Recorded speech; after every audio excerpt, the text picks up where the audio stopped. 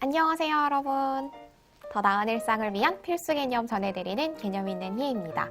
오늘은 이렇게 조명도 안 켜고 이렇게 급하게 화면을 켰는데요. 우리가 연말정산 기간 얼마 남지 않았어요. 벌써 시작한 회사도 있을 것이고 진행을 마친 회사들도 있더라고요. 지금 남은 분들이 조금이나마 더 도움을 받으실 수 있도록 여러분이 내일 세금 돌려받을 환급 금액 얼마일지 지금부터 같이 계산해 보시죠.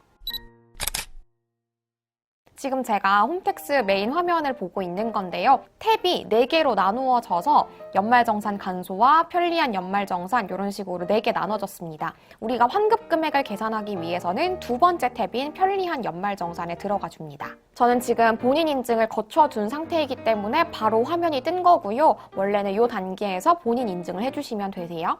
가운데에 있는 예산세액 계산하기 이 탭을 눌러주면 여러분들이 낼 세금 그리고 돌려받을 환급 금액 이걸 확인할 수 있습니다. 이 탭에서 왼쪽 하단에 있는 세액 계산하기 클릭해 주고요.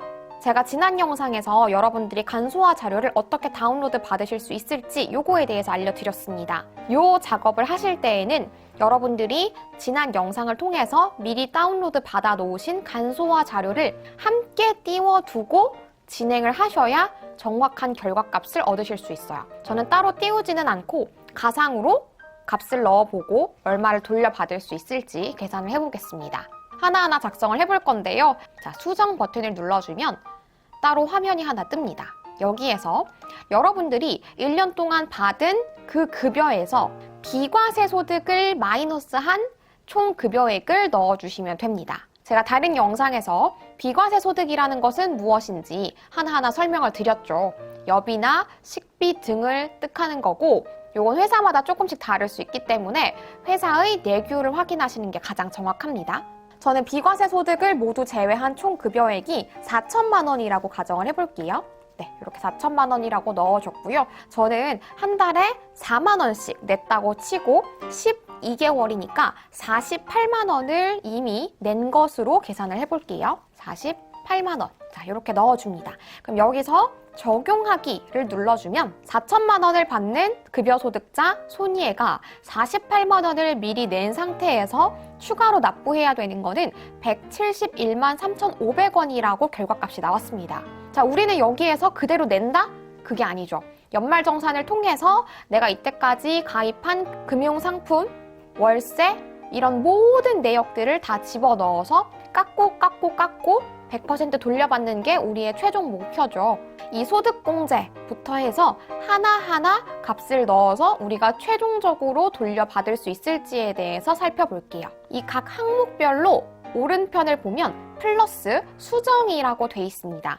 이것을 눌러보면 여러분들이 간소화 자료에서 봤던 것들 그대로 넣을 수 있도록 탭이 따로따로 뜹니다.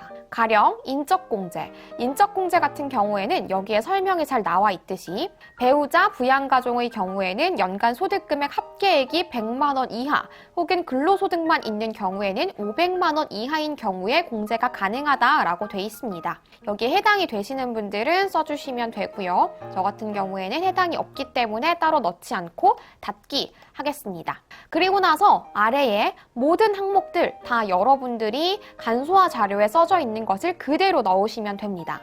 가령 저 같은 경우에는 회사를 다닐 때 청약저축을 진짜 열심히 했어요. 달마다 10만 원에서 20만 원 꼬박꼬박 넣었던 것 같은데 10만 원을 1년 동안 꼬박꼬박 넣었다면 120만 원을 넣었겠죠. 제가 120만 원을 넣었다고 가정하고 적용하기 눌러주면 여기 120만 원이라고 적용된 거 보이시죠? 이게 나중에 다 혜택이 자동으로 적용이 될 거고요. 그리고 신용카드 등이라고 돼 있습니다. 이 부분을 클릭을 해주면 자, 이게 가장 고난이도입니다. 이번 2021년 1월 혹은 2월에 진행하는 2020년도에 대한 연말정산은 우리가 코로나19 때문에 3월 사용액, 4월에서 7월 사용액, 그리고 그 외의 사용액이라고 해서 각각 소득 공제율이 조금씩 다릅니다. 이건 제가 다른 영상에서 이미 설명을 드렸죠. 그렇기 때문에 간소화 자료에도 따로 3월 사용액, 4월에서 7월 사용액, 그 외의 사용액 따로 나누어져 있어요. 그 금액들을 각각 나누어서 이 칸에다가 집어넣어 주셔야 됩니다.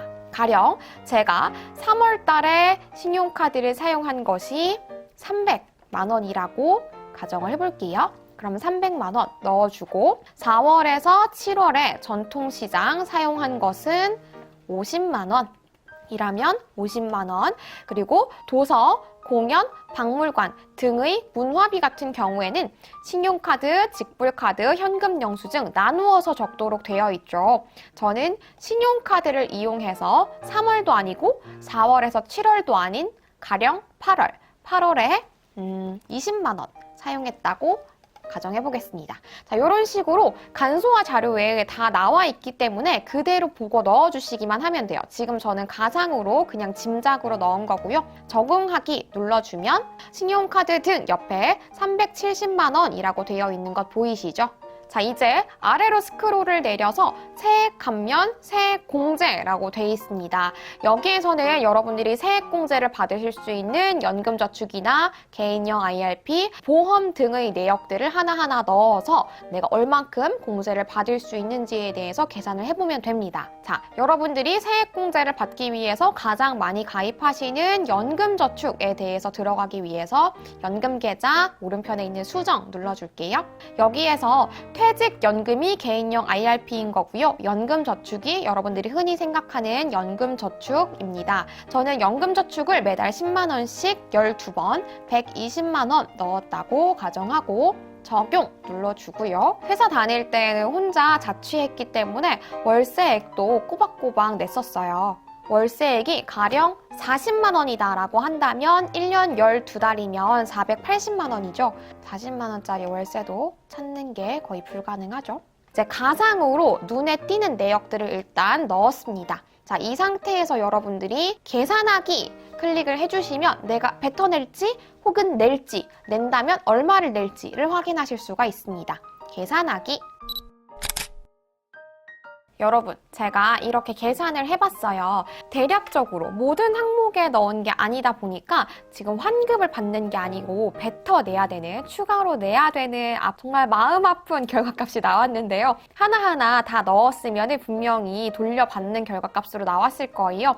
자, 이걸 어떻게 보는지 알려드릴게요. 일단 결정세액이 우리가 내야 되는 세금이거든요. 128만 4,591원인데 여기에서 우리가 1년 동안 이미 48만 원이라는 세금을 낸 거잖아요. 그래서 이걸 마이너스해서 연말정산 정산을 다 하고 나서 추가적으로 내야 되는 세금이 80만 4,590원이다 라고 나온 겁니다. 만약에 여러분들이 여기에 결정세액이 나오고 여기에 미리 낸 세금을 계산했을 때 여기 이 칸 차감 징수 납부 예상 세액이라는 칸이 마이너스로 돼 있다면 그 마이너스 값만큼 돌려받으실 수 있다라는 의미가 되겠습니다. 어때요, 여러분? 우리 가상으로 한 건데도 여기가 마이너스가 아니라 플러스 내야 되는 거다라고 하니까 뭔가 마음이 쿵 하고 내려앉고 마음이 아프잖아요. 제가 지금 보여드린 것처럼 이 모든 탭에서 플러스 수정 누르셔서 하나하나 꼼꼼하게 살펴보시고요. 절대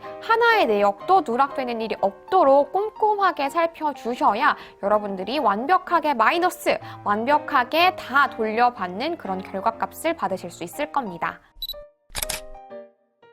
아마 회사마다, 회사의 전산마다 이렇게 비슷한 시스템이 구축이 되어서 바로바로 확인이 가능하실 텐데 혹시 아직도 연말정산을 시작하지 않은 회사의 근로자분들이시라면 미리 이 시스템을 통해서 확인하시고요. 혹시 회사의 시스템은 뭐가 뭔지 모르겠다 하시는 분들은 이 홈택스의 시스템에서 먼저 한번 골격을 살펴보시고 나서 회사의 시스템에 적용을 하시는 것도 좋을 것 같습니다. 자, 그러면 저는 연말정산 시즌이 다 끝나기 전에 한 가지라도 더 알려드릴 수 있도록 빠르게 움직여 보도록 하겠습니다. 그럼 우리는 다음 영상에서 또 만나요.